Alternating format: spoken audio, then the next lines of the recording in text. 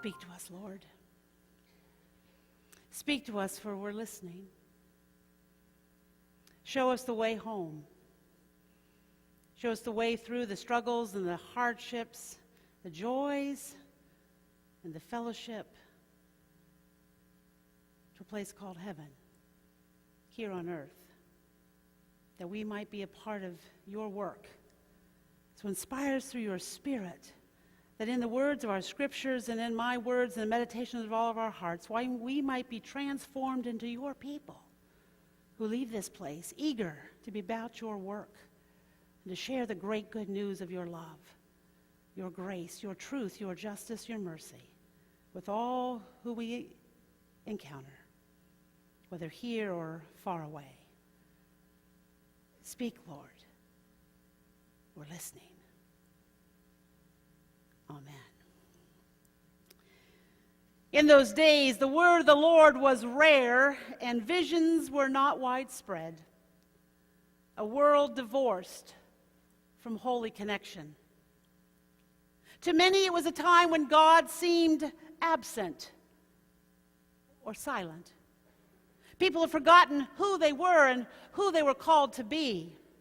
And into this context, we learned that a young man, Samuel, who was dedicated by his mother Hannah to God at a very young age, Samuel hears God's voice. Now, after awareness and coaching by his mentor, Eli, Samuel stops and says, "Speak, Lord, your servant is listening." Well, the starting point for our BHAG, our big, hairy, audacious God purpose, is listening. Listening to our dreams, listening and paying attention to our visions, and exploring our places of unsettledness. Last week we began a year of strategic visioning as a congregation of God's beloved children, drenched in the waters of baptism. Using Mike Slaughter's book, Dare to Dream, we've embarked on an initial 6-week journey to help each of us discover our God-sized mission statement for our own lives. And Slaughter writes that a God dream will honor God and bless other people and bring us joy. As I mentioned last week to the Dare to Dream group that I'm facilitating, his description of our God dream is for me a sort of a different vision or a different angle on something that's probably pretty familiar to many of us, the Great Commandment. For we are to love God with our whole heart, our whole mind, and strength and hope. We're to honor God. And to love our neighbor, bless others. As we love ourselves, bring us joy. Honor God, bless others, and bring us joy. Last week we also heard about Jacob, who was fleeing the wrath of his brother Esau, from whom he had stolen his birthright through trickery and deception. And despite his apparent shortcomings, though, God seems bent on having a purpose for Jacob's life. It was not going to let Jacob off the hook. So while on the run to a safer place, Jacob lays down to sleep and dreams of a ladder that went from earth to heaven, with God at the top. When Jacob awakes from his dream, he's not yet a righteous person. His dream didn't suddenly convert him, because if you read on in the story, you'll see that he sets a whole lot of conditions for God before he'll give his life over fully to God's control. But he does awake aware that God was present and speaking, trying to get his attention. So are we like Samuel? Do we recognize God's voice? Do we take the time to listen? Are we like Jacob, aware of a connection between God with us, almost a ladder, if you will, upon which God invites us to climb towards our calling, our identity? Slaughter suggests that a critical aspect of developing a God-sized mission statement for our lives is actually acknowledging that we do have a God purpose to which we're called. A connection to the holy that's activated through the workings of the Spirit in our lives. So the question becomes are we searching for a God purpose? Are we reaching for a deeper relationship with God? Is God's purpose what is at the top of our ladder, pulling us towards a greater awareness of our blessings so that we can be a blessing to others? Or do we sell ourselves short by setting our sights too low? Do we set our sights on things that ultimately won't fulfill our deepest longings or our desires? Do we accept mediocre or almost good enough rather than stretching ourselves to be all that God would have us be? Slaughter offers that our dreams will be limited by the ceiling of our life pictures. Anything other than God at the top of our ladder will be the ceiling, or the ceiling of our life picture will limit who we are and what we become. Sheryl Sandberg is the chief operating officer at Facebook, and prior to that she worked at Google, and then before that was the chief of staff at the United States Treasury Department. In 2013, she wrote a book entitled Lean In. Now, it was not without controversy, but she explored the limits that have been and still are often in place for women in many professional careers.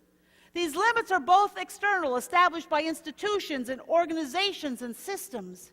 But she also talked about how they're also internal limits, created by women who limit themselves through what they can imagine for their lives.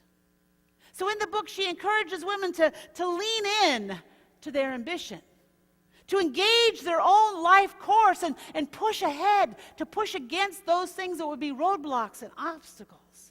Like Slaughter, she argues that sometimes we, women and men, get in the way of our own future by limiting what we can imagine or what we dream is possible with our lives. In our reading from John's Gospel, we discover that Nathanael had a false ceiling, a limit to his perception about in whom and how God would work. You see, Nathanael wasn't all that impressed by Philip's invitation to come and see Jesus. In fact, he returns Philip's request with a wisecrack about Jesus' hometown.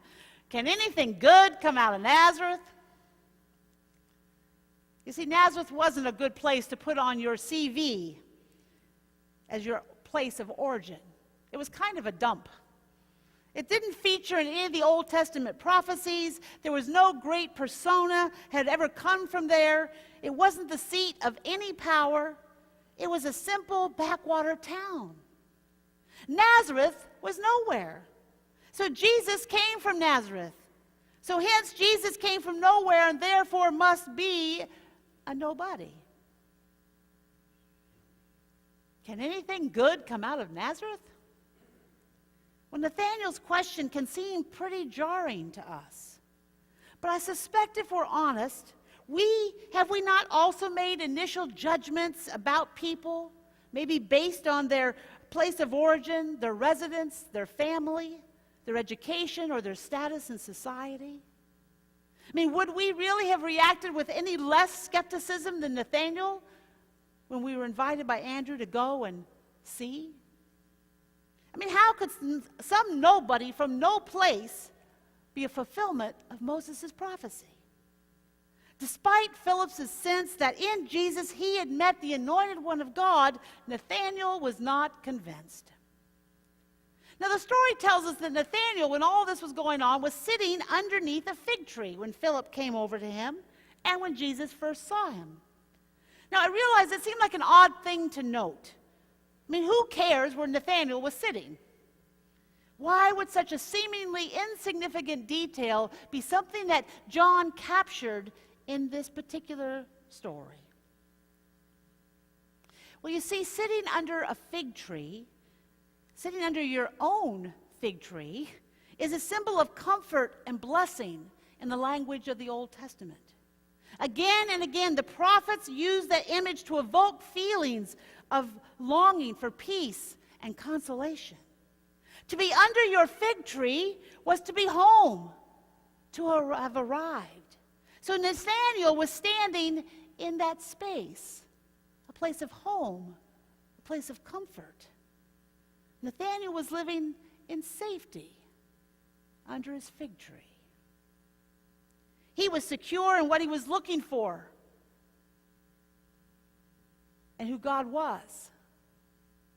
And he was waiting. Now, Jesus says that we have some sense that he is a man of faith, a good man. He knew what to expect when the Messiah was near, but Jesus wasn't it. You see, he couldn't see beyond his own limits. So are we like Nathanael?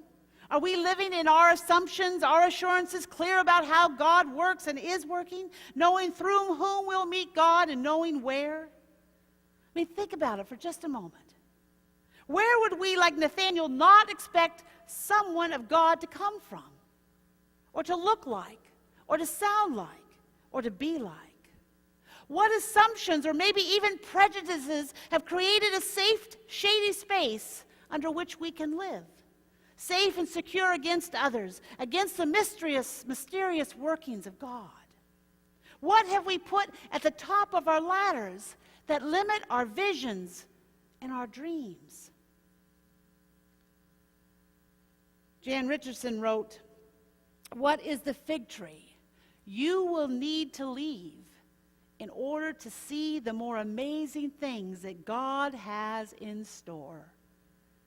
What place of comfort, of assumption, what assurances will we have to let go of if we are to come and see what God has in store for us?" You know, strangely, there is this restlessness, though, in the human spirit that is not satisfied with the shade of our own particular circumstance, a longing and a yearning for more. Was it this that Jesus sensed in Nathanael? Did he see in that shaded man something restless, wanting to grow? For Jesus finds Nathanael right where he is, in his comfortable fig tree shadow, the place of his prejudiced opinions. And then Jesus tells him if he'll come along, he'll lead Nathanael on a greater adventure. Well, as you and I grow in discipleship, trusting more in Jesus' way in the world, we too begin to have visions of a world that reveal the inbreaking of God's reign and the inbreaking of God's power in our time. It means we get to see what others often can't see. That yes, in this world, as it is, as deeply broken as it often seems and reality is for so many, we begin to see in the midst of the brokenness the places where God is breaking in. And when we claim our identity as beloved children of God, we then can participate in that restoration and healing of the world. A world with no weapons, no divisive political parties, no economic barriers, no fear, no terror, no isms of any kind. Now, that isn't a daydream or a pipe dream. It's a God dream. It's a God dream to see and know that that world is possible. But to see it, to live it, and to engage it means that we have to come out from the shade of our own fig tree and meet Jesus and the God which he brings to us. You know, this last week, while attention was focused on Paris and the attack on the staff of Charlie Hebdo magazine, reports emerged that over 2,000 people, women, children, and men, were slaughtered by Boko Haram in a small village in northern Nigeria. Jim Wallace from Sojourners writes, "A brutal slaughter of innocent civilians which was received far less coverage and attention than the violence in the western country of France. That painful and racial hypocrisy which happens over and over again in our focus on terrorism must be addressed if our response to global terrorism is going to have any moral integrity. Atrocities such as these, whether they're near to home or around the world, make it difficult for us to want to leave the protection of our fig tree. For it is much easier to protect our fig tree than to move into the world of violence and hate with compassion, justice, mercy, and love. And yet, if not us, who?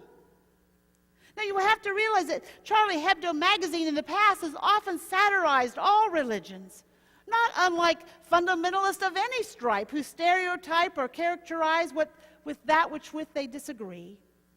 Yet their right to do that is at the very basis of free societies, and something for which we must stand up. But like many others, I was drawn actually to the story of the Muslim policeman, Ahmed Marabet, who was killed trying to defend the staff at Charlie Hebdo. Dayeb Ayujaja, who's a Belgian newspaper columnist and himself a Muslim, said in a tweet last week, "I am not Charlie. I am Ahmed the dead cop. Charlie ridiculed my faith and culture, but I died defending his right to do so." To move into the world with a God-sized dream is to protect those even we mightily disagree with so that God's kingdom might actually become real on earth. This weekend, we remember and honor the life of Martin Luther King Jr. in our own country. Now, he didn't start out to be who he was at the end. He was the minister of a local church, a husband, a father, a dedicated preacher who devoted hours to preparing sermons that were theologically sound and very probing. He didn't set out to be a visionary leader intent on making an impact on the country and the culture of his day. He didn't choose leader of a mass civil rights movement from some list of vocational choices. His identity emerged from within as he yielded to the guidance of the Spirit and the community and listened and prayed and read and participated and took the risk of creativity that were uniquely his to take. But underneath who each one of us think we are, who people expect us to be, are like they were for Martin, yet undiscovered aspects of our true identity as well. Layers waiting to be uncovered. We can be Christ's body in the world for Christ's sake, but we need to let the Spirit loose in our lives as Martin did, as Nathaniel did, as Jesus did. We need to grapple with how we as a nation have moved back under our fig trees of separation and isolation. We still have enormous barriers in our society. And this week, the African American presidents and deans of the theological educational institutes across our nation wrote an open letter to their colleagues in every school in our country. In it, they wrote this: "From a manger in Bethlehem, a Bantustan in Soweto, a bus in Montgomery, a Freedom Summer in Mississippi, a bridge in Selma, a street in Ferguson, a doorway in Detroit, a Moral Monday in Raleigh, an assault in an elevator in Atlantic City, an office building in Colorado Springs, a market in Paris, a wall in Palestine, a pilgrimage to the shrine of Rincon, a restoration of ties between Cuba and the United States, the kidnapping and assault of young school-age girls, and the reported killing of 2,000 women, children, and men in Nigeria, a new generation of dream defenders, a transgender teen suicide note, to our abuse of the environment." In the midst of all of that, God sends a sign, a kairos moment. The racial climate in the United States and respect for our common humanity everywhere is clearly declining. So therefore, we call on our churches, they write, and every house of faith to challenge their members and communities to live out an inclusive commitment to love God, self, and that neighbor enemy, and a creation across any and all boundaries that would dehumanize, alienate, or separate us. We call on all Americans of good conscience who gather across our country to speak out for liberty and justice for all, always. As our modern-day prophet Martin Luther King Jr. noted, injustice anywhere is a threat to justice everywhere. End quote.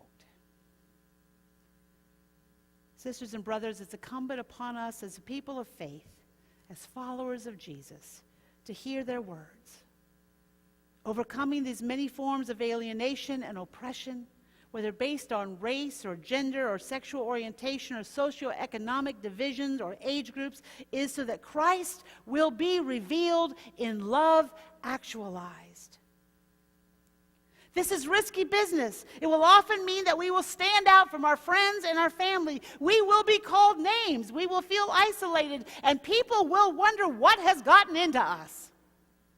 Why were we suddenly hanging out with those people?